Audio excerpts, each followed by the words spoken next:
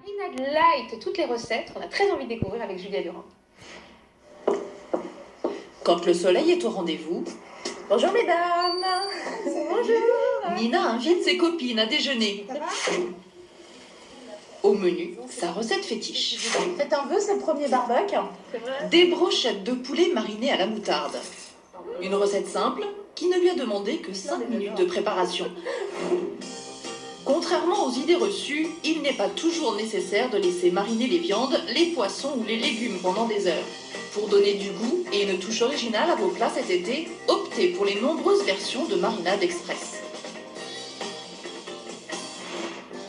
Il existe différents types de marinades, que l'on souhaite parfumer, attendrir ou pré-cuire les viandes et les poissons. Pour y voir plus clair, nous avons rencontré Igor, chef dans un restaurant gastronomique. Nous avons 3 types de marinade. La marinade longue, la marinade courte et la marinade sèche.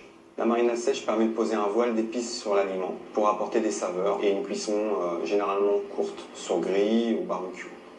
Pour attendrir les viandes, on utilise des marinades longues, comme celle au vin du bœuf bourguignon qui macère au moins 24 heures.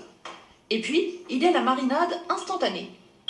Sur la marinade courte, nous avons l'apport de l'acide qui va permettre de cuire l'aliment rapidement, avec par exemple du fruit de la passion, vinaigre de vin rouge, de la sauce soja, du jus de citron vert ou du vinaigre balsamique.